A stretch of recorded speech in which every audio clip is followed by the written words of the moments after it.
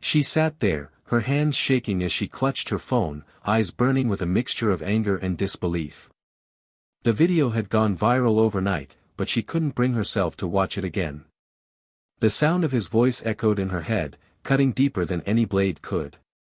She never imagined that a simple trip to the store could end like this, with her daughter's name plastered all over social media, not as a victim, but as a suspect. The only crime she committed was being black in the wrong place at the wrong time. It was supposed to be a normal day. She was there to pick up a few things before heading home, but it all changed when he showed up. The cop.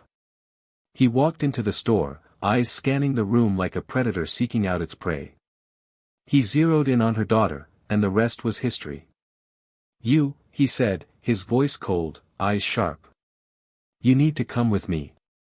"Why?" she asked, confused, glancing around nervously as other shoppers turned to watch. "I didn't do anything." "Don't play games with me," he snapped, stepping closer, his posture towering and intimidating. "Empty your bag. Now." She hesitated, her heart racing. "But, why? Are you resisting?" His voice got louder, drawing more attention. "Look at her, everyone. This is what happens when you try to steal. Do you think you can just walk into any place and take what you want? Not on my watch." People were whispering, their gazes heavy on her. Panic set in as she realized what was happening. He was setting her up, making a spectacle out of her, all because he could. She slowly opened her bag, her hands trembling, as he watched with a smug grin, already convinced of her guilt. She knew he wouldn't find anything, but that didn't matter. This wasn't about the truth, it was about power. And then, with a flick of his wrist, he grabbed a small item from the counter and slipped it into her bag, making sure it was caught on the store's cameras. She gasped, but it was too late. "Caught you red-handed," he said, his voice dripping with mockery. "I bet you thought no one was looking, huh?" "No. I didn't do that," she stammered, her voice cracking, but he was already pushing her toward the exit, his grip tight on her arm. She tried to pull away, but he tightened his hold, making it clear that resistance would only make things worse. "Let me go. I didn't take anything." "Sure you didn't," he said, his lips curling into a cruel smile. "You people never learn, do you?" In the blink of an eye, her world had turned upside down. She was dragged out of the store, humiliated, treated like a criminal in front of dozens of onlookers. Some took out their phones, recording the scene, while others just watched, their expressions indifferent. No one stepped in. No one said a word. It was a spectacle, and they were all just spectators, too numb or too afraid to interfere. But that was just the beginning. The real nightmare started when the video surfaced online, and suddenly, everyone had an opinion. They didn't know her, but they didn't need to. They saw a black girl being accused of theft, and that was all it took. The video was shared, dissected, and turned into a trending topic. Comments flooded in, each one harsher than the last, and soon, the incident wasn't just about that day in the store, it was about her identity, her very existence being reduced to a stereotype. She had to endure the whispers, the stares, and the pointed fingers. Strangers who once passed her by without a second glance now looked at her like she was less than human, a walking headline for all the wrong reasons. She felt powerless, suffocated by the injustice, but she wasn't the only one who was angry. Because there was someone else watching, someone who would not let this slide. Her mother. A woman who had spent her entire life fighting for justice, who had seen the system fail too many times, but who was determined not to let it fail her daughter. She knew exactly who that cop was, and she knew what he had done, not just to her daughter, but to so many others. He had used his badge as a weapon, and it was time someone took it away from him. She didn't care how long it took or how far she had to go. She was going to make him pay. Days passed, and while the world moved on, she began to plan. She had access, she had skills, and she had something he underestimated, determination. She wasn't going to let him get away with it, not this time. It didn't matter how careful he thought he had been, she was going to find every crack, every flaw, and expose him for who he truly was. "What do you want to do, sue me?" he had laughed when she first confronted him. "Go ahead. Nothing you say is going to change a thing. I'm untouchable." But he was wrong. He didn't realize who he was dealing with, and that would be his biggest mistake. What he thought was just another display of power, a casual act of racism that would be forgotten in a few days, was about to become the biggest mistake of his life. She wasn't just any woman. She was trained to hunt down the truth, to dismantle lies and manipulate systems to find justice. She had spent years doing it for the government, but now, it was personal. And she wasn't going to stop until she saw him stripped of the very authority he used to torment others. But as she dug deeper, she uncovered more than she expected. The cop wasn't just a bigot, he was a part of something bigger, a network of officers who had been covering for each other, protecting their own while they targeted minorities. It was a web of corruption that went all the way to the top, and if she was going to bring him down, she would have to bring down the whole system with him. The stakes were higher than she ever imagined, but so was the reward. Because if she could expose this, if she could shine a light on the darkness they had hidden for so long, she wouldn't just be fighting for her daughter. She would be fighting for every person who had ever been made to feel small, who had ever been treated as less than human because of the color of their skin. She could see it now, the headlines that would follow, the story that would shock everyone. And it was coming. But how far was she willing to go? How deep did this corruption run, and who else would she have to confront before it was over? And then there was the question that lingered, the one that no one could answer yet: what would happen to the cop when the truth finally came out? No one expected what was about to unfold, but when it did, it would leave everyone speechless. Because justice was coming, and this time, it wasn't going to be served quietly. So, how does a decorated agent of the CIA bring down a corrupt cop and a broken system? And what happens when she finally does? Stick around, because this is one story you won't want to miss.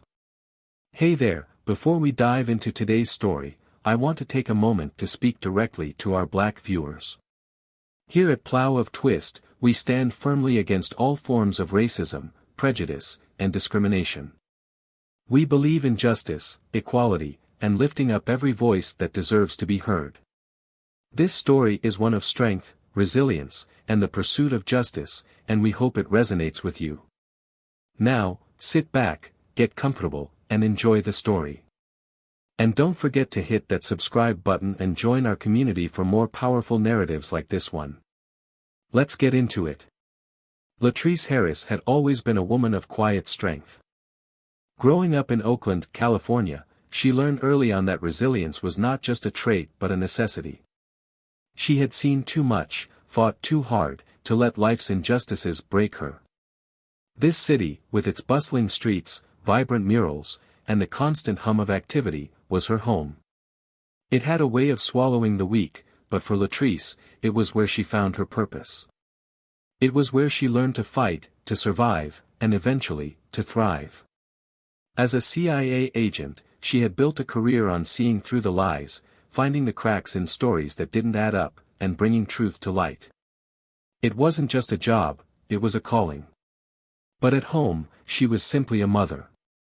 A mother who wanted to see her daughter, Alyssa, grow up free from fear, to not have to look over her shoulder every time she stepped out of the house. Alyssa was bright, ambitious, and full of life. At 19, she was already in college, juggling her studies and a part-time job at a local store. She had dreams of becoming a journalist, driven by the same sense of justice that fueled her mother. For Latrice, Alyssa was her heart, her world. Everything she did was to make sure her daughter had a better life, a life where she didn't have to fight the same battles. But even the strongest armor has its weaknesses. For all her training, all the dangerous missions she had completed overseas, Latrice never imagined that the biggest threat would come so close to home. It was an ordinary evening when it happened. Alyssa was at the store, her shift almost over, and Latrice was preparing dinner, enjoying a rare moment of peace. Then, her phone buzzed, and everything changed. The text was simple, just a few words: check the news. Something's happening at Alyssa's work. Latrice's hands froze as she quickly pulled up the news on her phone. There it was, a live stream, and there was Alyssa, standing outside the store, with a police officer's hand gripping her arm. Latrice's stomach tightened as she saw the fear in her daughter's eyes. She could barely recognize the voice of the officer, but his words cut through the screen, laced with arrogance and disdain. Caught her trying to sneak out with merchandise. Thought she could just take what she wanted and walk away. Not under my watch, the officer, Peter Kowalski, said, his smirk widening as he spoke. He was a tall, broad-shouldered man, with a face that seemed to have been carved out of stone. The way he looked at Alyssa, it wasn't just about the accusation. It was the way someone looked at something they thought was beneath them, something disposable. Alyssa's voice, shaky but firm, could be heard in the background. I didn't take anything. You planted that, lies. That's all you people know how to do. Kowalski cut her off, his tone dripping with contempt. You think I don't see your type every day? Playing the victim, blaming everyone else for your mistakes. Latrice's heart raced as she watched the scene unfold. She wanted to scream, to reach through the screen and tear her daughter away from his grasp. But all she could do was watch, helpless, as Alyssa was forced into the back of the patrol car, her head bowed in shame. The live stream ended there, but the damage was done. Within minutes, the video was being shared across social media, with headlines popping up everywhere: shoplifter arrested at local store. The story was out, and the world had already made up its mind. Peter Kowalski was known in Oakland, but not for reasons he'd like to admit. To most, he was just another cop, part of the routine law enforcement presence in the city.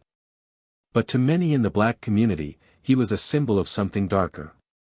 He had a reputation for targeting minorities, for finding ways to twist situations to fit his narrative, and for making sure his power was felt. He had been reported before, but complaints always seemed to vanish, buried under piles of paperwork or quietly dismissed. For Kowalski, it was all part of the game, a game he was very good at playing. But this time, he had picked the wrong opponent. Latrice was no stranger to the ways of manipulation, the subtle and not-so-subtle ways people in power could distort the truth. She had seen it countless times, whether in interrogations abroad or in the way some cases were handled back home. But this was different. This was personal. Seeing Alyssa's face plastered across news sites, labeled a thief, brought a fire in her that she hadn't felt in years. It was a fire that told her one thing: this wasn't over. Not by a long shot. The next morning, the streets of Oakland were buzzing. People whispered about what had happened, some shaking their heads in disbelief, others quick to pass judgment. For Latrice, it felt like the world was closing in. But she knew better than to rush. Patience was key. She needed to understand exactly what she was up against, and she needed to do it without tipping her hand. She reached out to her contacts, carefully, quietly.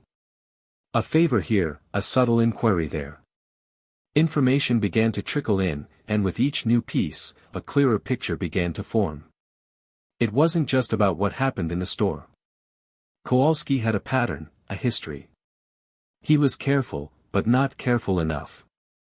There were whispers of falsified reports, of cases where evidence seemed to appear out of nowhere, always when it was most convenient. He had allies within the department, people who were more than willing to look the other way, and that was how he had managed to keep his record clean for so long. Latrice spent her days putting the pieces together, and her nights trying to reassure Alyssa, who was struggling to cope with the aftermath. It's going to be okay, she would say, though she wasn't sure she believed it herself. Alyssa would nod, but her eyes told a different story. She had always been strong, but this was breaking her, making her question everything she thought she knew about the world. And that was the hardest part for Latrice, knowing that she couldn't just fix this with a few well-placed words. But she could do something else. She could fight. Days turned into weeks, and with each passing day, Latrice's resolve only grew stronger. She was piecing together a case, not just against Kowalski, but against the system that allowed him to thrive. It wasn't going to be easy, and there were moments where she wondered if it was even possible. But every time she saw Alyssa, she knew she couldn't stop. Because this wasn't just about clearing her daughter's name. It was about making sure that what happened to Alyssa never happened to anyone else again. As the sun set over Oakland, painting the sky in hues of orange and purple, Latrice stood by the window, her mind racing. She knew the path ahead would be long, and the closer she got to the truth, the more dangerous it would become. But she also knew that she couldn't turn back now. Some battles are chosen for you. And this was hers. Latrice was methodical. Every move she made was calculated, every step carefully planned. She knew that if she was going to bring down Peter Kowalski, it couldn't just be about what he did to Alyssa. It had to be about everything, the corruption, the cover-ups, the system that protected him. She had spent her life in the shadows, gathering intel, piecing together fragments of stories that most people never even knew existed. Now, she was using every skill she had, not for a mission overseas, but for the fight of her life, right here in Oakland. She started by meeting with an old friend, Marcus, a journalist who had made a name for himself exposing police misconduct. They met in a small, dimly lit cafe on the outskirts of town, a place where they could speak freely without prying eyes. Marcus listened intently as Latrice laid out everything she had found so far, his brow furrowing with each new detail. "This isn't just about him," Marcus said, leaning back in his chair, his eyes sharp. "You're talking about a whole network. If you're right, this could blow the lid off the entire department." "I know," Latrice replied, her voice steady. "That's why I need your help. I can't do this alone. You're talking about going up against people who don't play by the rules. They'll come after you, Latrice. They'll come after Alyssa." Latrice's jaw tightened. "They already have. That's why I have to do this. I need to make sure they never get the chance to hurt her, or anyone else, again." There was a moment of silence, a quiet understanding passing between them. Marcus knew the risks, but he also knew Latrice. If she was determined, there was no stopping her. He sighed, nodding slowly. "All right. Let's do this. But we have to be smart. If we're going to expose this, we need hard evidence, not just whispers and rumors." They began digging deeper, pulling at threads that led to names, dates, and places.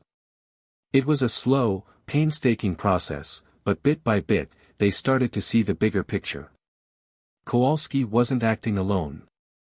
There were other officers, men who had been protecting each other, covering up misconduct and bending the law to suit their needs. Every time a complaint was filed against them, it disappeared. Cases were closed before they even began, and victims were silenced, either through intimidation or by drowning them in bureaucracy. Latrice spent her nights combing through files, piecing together a timeline of Kowalski's actions. She found cases that mirrored Alyssa's, stories of people who had been falsely accused, mistreated, and humiliated. The details were different, but the pattern was the same. Each time, Kowalski was at the center, using his badge as a shield to get away with it. One evening, as she was going through yet another file, Alyssa came into the room, her face pale, her eyes tired. "Mom, do you really think this will work?" she asked quietly, sitting down beside her. "I mean, even if you find something, what's going to stop them from covering it up again?" Latrice turned to her daughter, her expression softening. "It's not just about finding something, Alyssa. It's about making sure everyone sees it. We're not just fighting him, we're fighting a system that allows people like him to exist. But we have to be careful. We have to be patient." Alyssa nodded, but her hands were clenched into fists, her knuckles white. "I hate this. I hate feeling like I can't do anything. Like he's already won." "He hasn't won," Latrice said firmly, taking Alyssa's hands in hers. And he's not going to. You have to trust me on this. But trust was hard to come by, especially when every day brought new challenges. Rumors started to spread that someone was looking into Kowalski, and suddenly, things began to change. Latrice noticed cars parked near her house that hadn't been there before, and when she walked through the streets, she could feel eyes on her, watching. She wasn't afraid, but she was cautious. She knew how dangerous people could be when they felt threatened, and she had no doubt that Kowalski was feeling the pressure. One night, Marcus called her, his voice tense. "I got a call from someone in the department. They said I should back off. That it's in my best interest to let this go." "And what did you say?" Latrice asked, already knowing the answer. "I told them to go to hell," Marcus replied with a bitter laugh. "But they're scared, Latrice. That means we're getting close." Latrice hung up the phone, her mind racing. She knew they were close, but that also meant they were running out of time. If they didn't act soon, Kowalski and his allies would find a way to shut them down, just like they had done so many times before. She had to think of something, a way to force their hand, to make them reveal themselves. The opportunity came sooner than she expected. She received a tip from a source, someone who had worked with Kowalski, who had seen things but had been too afraid to speak up. They agreed to meet at a small diner on the edge of town, but when Latrice arrived, she found the place empty, except for one figure sitting in a corner booth. It was Kowalski. "Well, well," he said, as she approached, his voice dripping with mockery. "Look who decided to show up. The great Latrice Harris, champion of justice. I heard you've been poking around in places you don't belong." Latrice didn't flinch. "I could say the same about you." Kowalski's smile widened, but there was no warmth in it. "I'm going to give you a piece of advice. Walk away. Whatever you think you're going to find, it's not worth it. You're out of your league here. Or maybe you're just scared," Latrice shot back, her eyes never leaving his. "Scared that I might find out what you've been hiding." For a moment, there was a flicker of something in his eyes, but it vanished as quickly as it appeared. "You think you can take me down? You have no idea who you're dealing with. I've been doing this a long time, and no one has ever come close to touching me." "Then I guess there's a first time for everything," Latrice said quietly. Kowalski's smile faded, replaced by a cold, calculating look. "If you don't back off, I'll make sure you regret it. And trust me, I can make things a lot worse for you and your daughter." Latrice leaned in, her voice barely above a whisper. "You can try. But you should know something, Peter. I'm not afraid of you. I've faced worse than you, and I've come out on top every single time. So go ahead, make your threats. Because when this is over, it's not going to be me who regrets anything. It's going to be you." The tension hung in the air, thick and suffocating. Kowalski's eyes narrowed, but he didn't say another word. He just stood up, tossing a few bills on the table before walking out, leaving Latrice alone in the diner. She watched him go, her heart pounding, but her resolve unbroken. She knew what was coming. He was going to make his move, and she had to be ready. Because the next time they met, there would be no more warnings, no more threats. It would be a battle, and she was going to make sure that when the dust settled, he would be the one left standing in the rubble. The stage was set, and there was no turning back now. Latrice had spent weeks preparing for this moment. She had been patient, careful, and methodical, but now it was time to bring everything to light. The weight of what she was about to do hung heavy on her shoulders, but she couldn't afford to hesitate. She had collected enough evidence to expose not only Peter Kowalski but also the network of officers who had been covering up his misdeeds. Every piece of information, every name and date, every victim's story, was about to be laid bare for the world to see. The plan was set in motion that morning. Marcus had been working tirelessly behind the scenes, coordinating with media outlets, preparing the articles and videos that would go live at the exact moment Latrice made her move. They had to strike fast and hard, before Kowalski and his allies could react. The pressure was building, and the slightest misstep could make everything collapse. But Latrice knew there was no turning back. Not after what they had done to Alyssa. Not after everything she had seen. The final piece fell into place when she received a call from Marcus. "We're ready."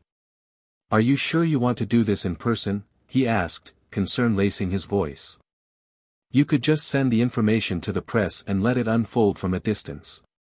"No," Latrice said firmly. "He needs to see me.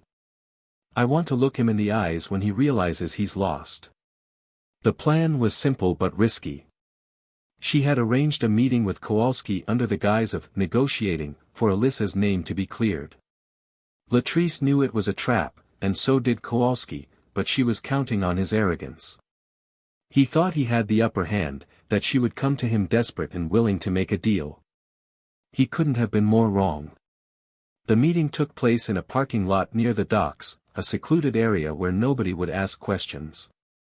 The air was thick with tension as Latrice stepped out of her car, her footsteps echoing off the concrete. She could see Kowalski waiting near his own car, leaning casually against the hood as if he didn't have a care in the world. His smile was smug, a silent declaration of victory. "So, you finally came to your senses," he said, pushing off the car and walking toward her. "I was beginning to think you'd actually try to fight this. But I'm glad you're being reasonable." Latrice didn't respond immediately. She studied him, her face calm, betraying none of the turmoil inside her. "Let's cut to the chase, Kowalski. What do you want?" "What do I want?" he repeated, laughing softly. "I want you to back off. Drop whatever little investigation you've been running, and I'll make sure Alyssa's charges disappear. I might even let you keep your job. How's that for a generous offer?" She stepped closer, closing the distance between them, her eyes never leaving his. "And if I don't?" Kowalski's smile widened, but there was no warmth in it. "Then things get messy. I have friends, Latrice.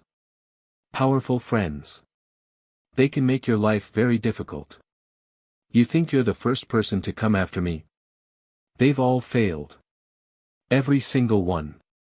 Maybe they didn't have what I have," she said quietly, and for the first time, a flicker of uncertainty crossed Kowalski's face. "What's that supposed to mean?" he asked, his tone sharp, his eyes narrowing. "It means I'm not here to negotiate, Peter. I'm here to end this." She reached into her bag and pulled out a thick envelope, tossing it onto the hood of his car. "Go ahead. Take a look." Kowalski hesitated, but his curiosity got the better of him. He picked up the envelope, opening it and flipping through the contents. His expression darkened with each page he read, records of falsified reports, evidence tampering, witness intimidation. Latrice had documented everything, laid out in black and white, and there was no denying it. You think this will do anything?" he said, his voice tight with anger. "These are just papers. Nobody's going to care." Latrice's gaze was steady, unyielding. "It's already done. Those papers have been sent to every major news outlet in the state. By now, journalists are publishing the story, and every piece of evidence is being shared online. In a few hours, everyone will know who you are and what you've done. There's no escaping this, Peter." For a moment, Kowalski just stood there, stunned. Then, slowly, his shock gave way to fury. "You bitch," he spat, his voice low and menacing. "Do you have any idea what you've done? You think you can just walk away from this? I'll destroy you, and your daughter, and anyone else who gets in my way." "You're done, Peter," Latrice said, her voice calm, almost pitying. "This isn't a game anymore. You've hurt too many people, and it's over. The truth is out, and you can't hide from it." Kowalski's hands clenched into fists, his whole body trembling with rage. "You don't get it, do you? I own this town. I have people who will back me up, no matter what you say." "Not anymore," she replied, and there was a quiet confidence in her words that made him pause. "I've been in contact with internal affairs. They've already started their own investigation, and your friends are scrambling to cover their own backs. The people who protected you. They're turning on you, one by one, because they know what's coming. You're alone, Peter." His face twisted into a sneer. "You're bluffing." "Am I?" Latrice stepped closer, her voice dropping to a whisper. "I've seen men like you my whole life. You think you're invincible, that nobody can touch you because you've built this wall of lies around yourself. But lies crumble, Peter. And when they do, there's nothing left to protect you." For a long, tense moment, they stood there, locked in a silent standoff. Then, without warning, Kowalski lunged forward, grabbing Latrice by the arm, his grip tight and painful.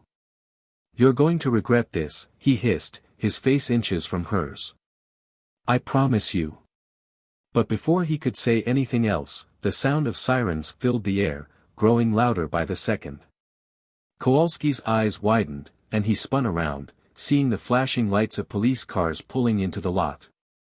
Officers spilled out, guns drawn, surrounding him.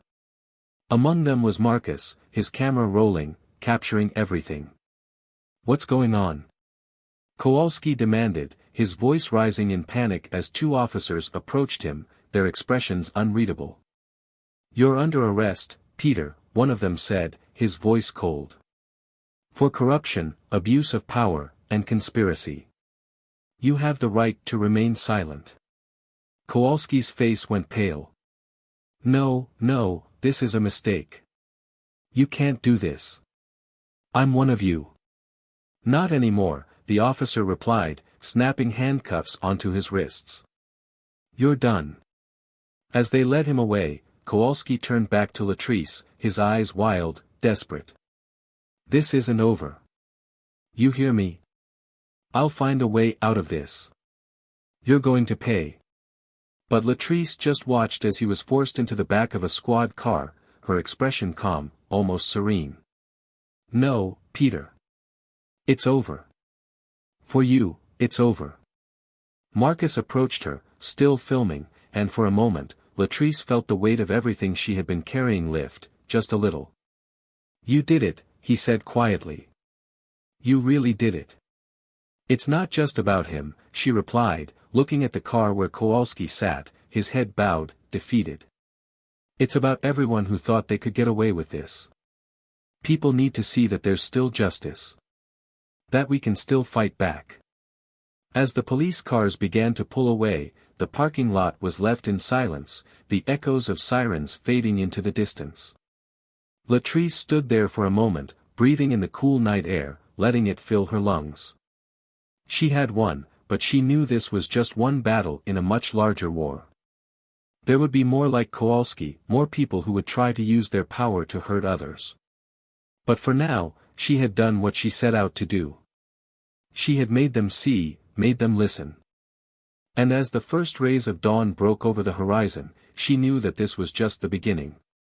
The truth was out, and there was no turning back. The drive to the precinct was short, but for Peter Kowalski, it felt like an eternity. He sat in the back of the squad car, the metal handcuffs digging into his wrists, his mind racing to find a way out. Panic gnawed at him, a feeling he hadn't experienced in years. He had always been the one in control, the one who made the rules, but now those rules were being used against him. The officers who sat in the front didn't say a word, and that silence was louder than any accusation. As they pulled into the station, Peter saw the crowd gathered outside. Reporters, cameras, and curious onlookers, all waiting for a glimpse of the man who had once wielded power so effortlessly. Now, they were there to watch his fall. The officers opened the car door, pulling him out roughly, and as they did, the flashes of cameras exploded around him, capturing every humiliating second. "Peter. Peter Kowalski. Do you have anything to say about the charges against you?" shouted one of the reporters, thrusting a microphone toward him. Peter tried to shield his face, but it was no use. "I'm innocent," he yelled, his voice cracking with desperation. This is all lies. A setup. But his words were drowned out by the noise of the crowd, by the questions, and by the whispers of disbelief. For the first time, he felt small, exposed, and powerless. The officers led him through the throng of people, pushing past the reporters, until they were inside the precinct. The building, which had once felt like a fortress of authority to him, now felt cold and unwelcoming. Inside, Marcus was waiting. He stood with a group of detectives, arms crossed, his expression unreadable. He had been instrumental in bringing this moment to life, and now, he was there to witness it. As Kowalski was escorted past him, their eyes met, and for a brief moment, there was a flicker of recognition. Marcus had seen people like him before, men who thought they were untouchable, who believed their power was a shield. But today, that shield was gone. "You thought you were smarter than everyone," Marcus said quietly, just loud enough for Peter to hear. "But you forgot something. The truth always comes out." Peter glared at him, his lips curling into a sneer. "You think this makes you a hero? You're just another parasite, feeding off other people's lives." "No," Marcus replied calmly, "I'm just doing my job. Something you forgot how to do a long time ago." Meanwhile, Latrice was in another room, watching everything unfold on a monitor. She had been given a chance to see him being processed, to see the beginning of the end for Peter Kowalski. It was a small comfort, but a comfort nonetheless. She could see the way he carried himself, still trying to maintain an air of defiance, but there was a tension in his shoulders, a tightness in his jaw that betrayed his fear. She knew he was scrambling to find a way out, to figure out who he could call to make this disappear. But that wasn't going to happen. Not this time. Alyssa stood beside her, her hands clasped tightly together. She had insisted on coming, even though Latrice had tried to keep her away. She needed to see this for herself, to know that it was real, that justice was being done. When she saw Kowalski on the screen, she felt a mix of emotions, anger, relief, but most of all, a sense of closure. She had been dragged through hell, but now she could see the man responsible being held accountable. "Is this really it?" Alyssa asked, her voice barely above a whisper. "Is it really over?" Latrice turned to her, placing a reassuring hand on her shoulder. "This part of it, yes. He's going to pay for what he did, Alyssa. And he's not going to be able to hurt anyone else." "But what about everything else?" Alyssa's eyes were wide, searching for answers. "All the other people who went through what I did. What happens to them?" Latrice's heart ached at the question, because she knew the answer wasn't simple. "We keep fighting," she said gently. "For them, for us, for everyone who's ever been hurt by people like him. This isn't the end, but it's a start." Peter was led into an interrogation room, the walls bare, a single table and 2 chairs in the center. He was shoved into one of the chairs, the cuffs clinking against the metal as he tried to adjust his hands. The room felt smaller than he remembered, and the air was thick, suffocating. He hated this, being on the other side of the table, being the one under scrutiny. The door opened, and Latrice walked in, her presence commanding and calm. She didn't say anything at first, just stood there, looking at him. Peter's eyes narrowed as he realized who she was, and a bitter smile spread across his face. "You," he said, shaking his head. "I should have known. You've been playing this game from the start, haven't you?" Latrice pulled out the chair across from him and sat down, her gaze steady. "This isn't a game, Peter. This is about justice." "Justice?" he scoffed, leaning forward. "Don't make me laugh. You think you're some kind of hero, bringing me down. You're just a vengeful mother trying to settle a score." Latrice didn't flinch. "Call it whatever you want. But the fact remains that you're here, in handcuffs, and you're going to answer for everything you've done." Peter's eyes flashed with anger. "I'm not answering to anyone. You have no idea who you're messing with.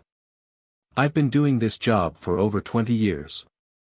I've seen people like you come and go, thinking they can change the system, and they always end up getting crushed. Latrice leaned in, her voice low but firm. Maybe. But you're not going to be the one to crush me. Not today. The door opened again, and two detectives walked in, one of them holding a stack of papers. They set the papers on the table in front of Peter, who glanced down at them, his expression turning to confusion. It was a collection of affidavits, statements from victims, and copies of internal reports that had been suppressed. Each one was a testament to the years of abuse he had orchestrated, each name a person he had wronged. "This is everything," said one of the detectives, flipping through the pages. "Every case you manipulated, every person you targeted. We've got witnesses ready to testify, evidence that can't be ignored. And now, the whole city knows." Peter's hands trembled as he looked at the documents. He had been careful, so careful, but somehow they had found everything. You can't use this. It's all circumstantial. None of it will hold up in court." "That's where you're wrong," Latrice said, her voice cutting through his protests. "Because we have one more piece of evidence. A recording, from the night you arrested Alyssa. It wasn't just caught on a phone camera. The store's security footage picked up the whole thing. Including the moment you planted the item in her bag." Peter's eyes widened in horror. He had known about the phone footage, but the security cameras, he hadn't thought to check them. He had been so sure he had covered his tracks, but now, it was all falling apart. No, this is a setup," he stammered. "I was just doing my job." "Your job?" Latrice's voice rose, not in anger, but in disbelief. "Your job was to protect people, to serve your community. But you used your badge as a weapon, to hurt and intimidate those who couldn't fight back. You think you're the victim here. You think you're being set up. Look around, Peter. This is what accountability looks like." Peter slammed his fists on the table, his composure cracking. "I'm not going down for this. You hear me? I'm not going to lose everything because of you." "You already have," Latrice said softly, and for the first time, there was a hint of sadness in her voice. "You did this to yourself. And now, you have to live with the consequences." The room fell silent, the weight of her words settling like a heavy fog. Peter's bravado was gone, replaced by a hollow, desperate look. He had always believed he was untouchable, but now, he was facing the reality he had denied for so long. The truth was out, and there was no escaping it. The detective stepped forward, pulling Peter to his feet. He struggled for a moment, but it was half-hearted, as if he knew it was pointless. "This isn't over," he muttered, but even he didn't seem to believe it anymore. As they led him out of the room, Latrice watched, her heart heavy but resolute. She had won, but it didn't feel like a victory. There was no triumph in seeing a man broken, even if he deserved it. She thought of Alyssa, and of all the others who had suffered because of Peter Kowalski's actions. This was justice, but it was also a reminder of how fragile that justice could be. Marcus approached her as she left the room, his camera still rolling. "What happens now?" he asked, his voice softer than usual. "Now," Latrice said, looking out at the precinct, at the officers who had watched everything unfold. "Now we keep going. This is just the beginning." The weight of everything she had been carrying for weeks began to lift, little by little. She knew there would be more battles, more people like Kowalski who would try to use their power to hurt others. But she also knew that there were people willing to fight back, to stand up for what was right. And for the first time in a long while, she felt hope. As she stepped out into the cold evening air, the cameras still flashing, the questions still being shouted, Latrice knew one thing for certain: this wasn't the end of the story. It was just the beginning of a new chapter, and she was ready to face whatever came next. The aftermath of Peter Kowalski's arrest was immediate and far-reaching. Within hours, the news was everywhere, on TV, social media, and radio. Headlines screamed about corruption, abuse of power, and the downfall of a police officer who had long been shielded by the very system he manipulated. For Oakland, it was a reckoning, a moment of clarity that exposed not just one man's crimes but the fragility of the justice system itself. And at the heart of it all was Latrice Harris, the woman who had refused to back down. Latrice hadn't planned to be in the spotlight. She was used to working in the background, gathering information, connecting dots. But now, there was no hiding. People wanted answers, they wanted a face to match the story that was unfolding, and she had become that face. As much as she tried to avoid it, she couldn't escape the attention. Journalists crowded outside her home, seeking interviews, desperate for a quote, but she stayed silent. She wasn't looking for fame. She was looking for change. Inside her home, however, the atmosphere was different.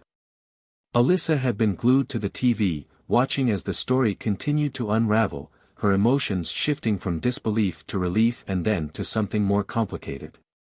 It wasn't just about what happened to her anymore, it was about all the people who had suffered in silence, who had been pushed to the margins by people like Kowalski. And now, the world was seeing it, too. "Mom, why does it still feel so empty?" Alyssa asked one evening, her voice soft, barely above a whisper. "I thought I'd feel better once he was caught, once everyone knew what he did, but..." Latrice sat down next to her, wrapping an arm around her daughter's shoulders. She had anticipated this. Justice didn't always come with the satisfaction people expected, it was messy, complicated, and often left more questions than answers. "It's because this isn't just about him," she said gently. "It's about everything he represented. People like him, they don't act alone. They're part of a system that protects them, enables them. We've exposed one part of it, but there's still so much more that needs to change." Alyssa nodded, but her eyes were distant, still processing everything that had happened. I wanted people to see me for who I am, not just as that girl from the video." "They will," Latrice said, her voice firm. "But it's going to take time. You've been through something terrible, but you're stronger than that. And you're more than just a headline. The world will see that, eventually." As the days passed, more details began to emerge. It wasn't just Kowalski who was under investigation now. The Internal Affairs Division had launched a deeper probe, uncovering a web of officers who had been complicit in various forms of misconduct. Some had actively participated, while others had looked the other way, too afraid or too indifferent to speak up. Names were being named, and people were being suspended, some even arrested. It was like a domino effect, and the city watched, stunned, as the fallout continued to spread. But this wasn't without its consequences. There were those who saw Latrice's actions as a betrayal, an attack on the police force. She received threats, anonymous letters warning her to watch her back or calling her a traitor. It was frightening, but she didn't let it show. She had faced danger before, and she wasn't about to be intimidated now. She knew that if she showed even a hint of fear, they would see it as a victory, as proof that they could still control the narrative. One afternoon, Marcus came over to check on her. He had been a constant presence, always making sure she had what she needed, always offering support without asking for anything in return. "You doing okay?" he asked, handing her a coffee. Latrice took the cup, her hands wrapping around it for warmth. "As okay as I can be, I guess.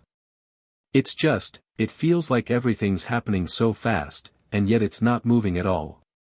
I thought this would bring more clarity, but now there are just more questions."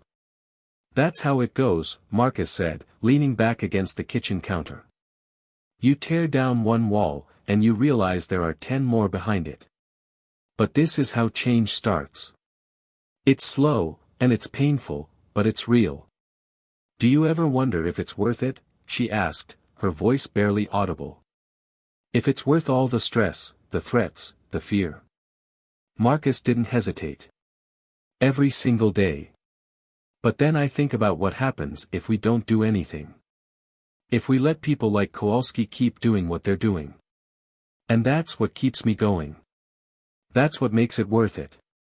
There was a knock at the door, interrupting their conversation. Latrice frowned, glancing at Marcus before moving to answer it. When she opened the door, she was surprised to see a woman standing there, her expression a mix of nervousness and determination.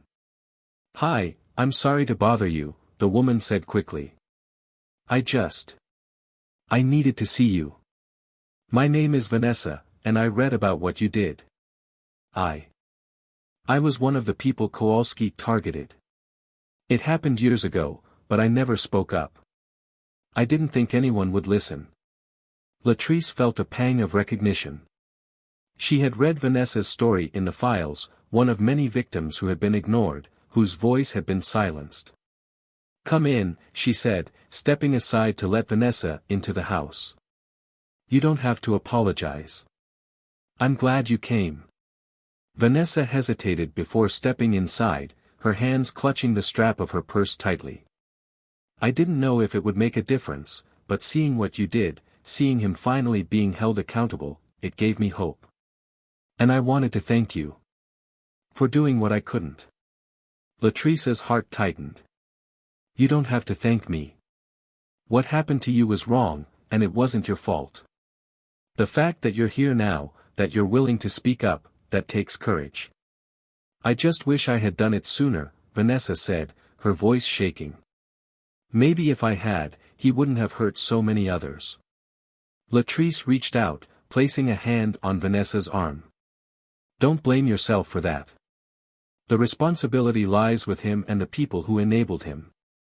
You did what you needed to do to survive, and there's no shame in that." There was a moment of silence, a quiet understanding passing between them.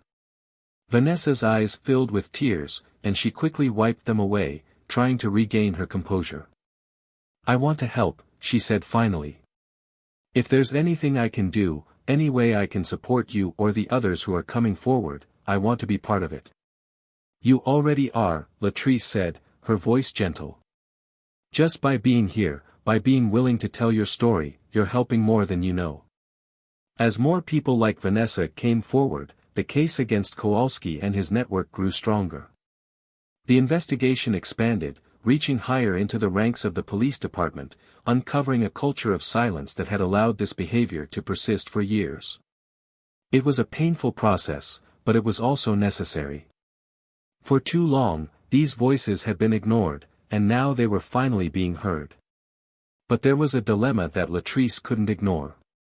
The investigation was beginning to expose not just individual actions but systemic issues that went far beyond Peter Kowalski. There were officers who had never directly engaged in corruption but had turned a blind eye, who had been complicit through their silence. Some of them were well respected, seen as pillars of the community. Bringing them down would have far-reaching consequences, affecting families, neighborhoods, and the fragile trust between law enforcement and the public. Latrice knew that this was bigger than one man, but she also understood the cost of continuing down this path.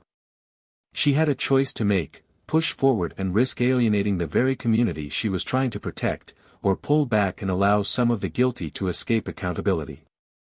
It was a moral dilemma, one without easy answers, and she struggled with it every day. One evening, she found herself sitting on the porch, the weight of the decision pressing down on her. Alyssa joined her, sitting quietly for a moment before speaking. "You're thinking about them, aren't you?" she said softly. "The other officers." Latrice nodded. "It's complicated. I know what needs to be done, but I also know what it will cost. And I don't know if I'm ready to make that call." Alyssa reached for her hand, giving it a gentle squeeze. "You've already done more than most people ever would. But you taught me that sometimes doing the right thing means making hard choices. It's not about what's easy, or what will make people like you. It's about standing up for what's right, even when it hurts." Latrice looked at her daughter, seeing the strength in her eyes, the resilience that had carried her through everything they had been through. And in that moment, she felt a clarity she hadn't felt before. "You're right," she said quietly. "I can't stop now. Not when we've come this far."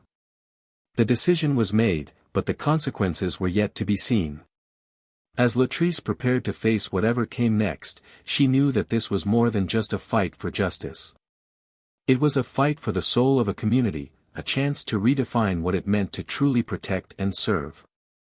And she was ready to see it through, no matter how difficult the road ahead would be. Because the truth had a way of shining through, even in the darkest corners. And now, it was time to bring that truth to light, no matter what it revealed. The courtroom was silent as the verdict was read, the air thick with anticipation. Peter Kowalski stood at the defense table, his face pale, his hands gripping the edge as if it could anchor him to reality. The charges were numerous, and the evidence was overwhelming. For weeks, the trial had captivated the city, with every detail of his corruption and abuse being laid bare for all to see. But now, it was time for justice to be served. Guilty on all counts. The words echoed through the room, and for a moment, there was a stunned silence. Then, murmurs spread, growing louder as the weight of the decision sank in. Kowalski's expression crumpled, a mix of disbelief and defeat. He had tried to maintain his defiance throughout the trial, but now, he was just another man brought down by his own actions, exposed for who he truly was. The judge's voice was firm as he delivered the sentence, a lengthy prison term that ensured Kowalski would spend the rest of his life behind bars. There would be no more victims, no more manipulation. His reign of fear had ended. Latrice sat in the back of the courtroom, her face calm but her eyes brimming with a quiet satisfaction. She had fought for this moment, through fear, threats, and uncertainty, and now it was here. There was no applause, no celebration, just the steady, unyielding recognition that justice had been done. As the guards led Kowalski away, she caught his eye one last time. He glared at her, but there was no longer any power in his gaze, only a hollow, desperate anger. She didn't need to say anything. The truth had spoken for her, and that was enough. Outside, the sun was shining brightly, a stark contrast to the heavy atmosphere inside. Reporters clustered around, eager for statements, but Latrice slipped past them, finding Alyssa waiting at the steps. As soon as she saw her mother, Alyssa ran forward, wrapping her arms around her in a tight hug. "It's over," she whispered, her voice thick with emotion. "You did it, Mom." "We did it," Latrice corrected, pulling back to look at her daughter. "You were stronger than I could have ever asked for. And now, we can finally move on." Alyssa smiled, a real, genuine smile that hadn't come easily in the past few months. "It still doesn't feel real," she said, shaking her head slightly. "I kept thinking he'd find a way out, that somehow he'd escape everything." Latrice's eyes softened. "He didn't. And he won't. People like him rely on fear, on silence. But we broke that, and there's no going back." Marcus approached them, a knowing smile on his face. "Looks like I won't have to write any more articles about him," he said. "At least, not for a while." "How does it feel?" "Strange," Latrice admitted. "I thought I'd feel more relieved, but I just feel ready. Ready for whatever comes next." "Well, you've done more than enough," Marcus said, his tone sincere. "But don't think this is the end. You've started something, and people are paying attention. The system doesn't change overnight, but it starts with moments like this." As they spoke, other people began to gather around, some of them faces Latrice recognized, others she didn't. Vanessa was there, along with several of the other victims who had come forward during the investigation. They approached Latrice cautiously, almost as if unsure whether they were allowed to be part of this moment. But she welcomed them, each one of them a reminder of why this fight had mattered so much. "Thank you," Vanessa said, her voice trembling. "I never thought I'd see this day. But you made it happen." Latrice shook her head. "No, we made it happen. Every one of you who spoke up, who refused to stay silent, made this possible. I just helped make sure people heard you." The weeks that followed were a time of reflection and healing. The trial had exposed not just Kowalski's crimes but the systemic issues that had allowed him to operate unchecked for so long. There were calls for reform, promises from city officials to review policies, and, most importantly, a renewed sense of vigilance within the community.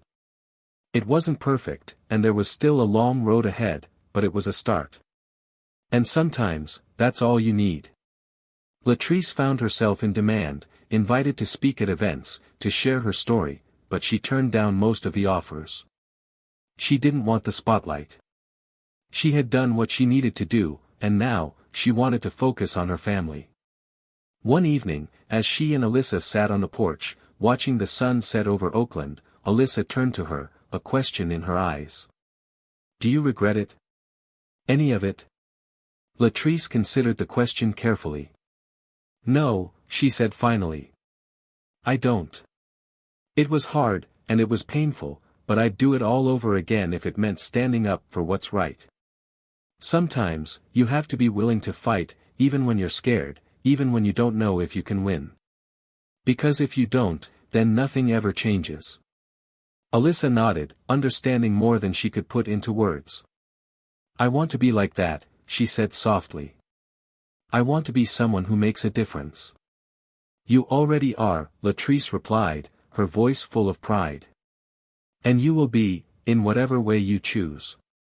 As the story came to a close, the city was left to reckon with what had been revealed. There were those who resisted, who wanted to pretend that nothing had changed, but there were others who saw the opportunity for something new, something better. For Latrice, the journey wasn't about erasing the past but about building a future where justice wasn't just a word but a reality. Sometimes, the hardest battles are the ones we never thought we'd have to fight. But it's in those moments, when we're forced to confront what's wrong, that we find out who we really are. This story isn't just about bringing down a corrupt officer. It's about courage, resilience, and the power of truth. It's about standing up, even when it feels like the world is against you, and refusing to back down. We all face situations where we feel powerless, where it seems like our voice doesn't matter. But every time someone stands up, every time someone refuses to be silenced, it makes a difference. It changes the story, not just for them, but for everyone around them. So, what would you do if you were in Latrice's shoes? Would you have the strength to keep going, even when the odds were against you? Let us know in the comments, we'd love to hear your thoughts. And if you found this story inspiring, if it made you think or feel, consider subscribing to Tales of Twist. We share stories that dig deep, that challenge, that reflect the real struggles people face. Hit that subscribe button, leave a like, and join us for more narratives that matter. Thanks for listening, and until next time, take care.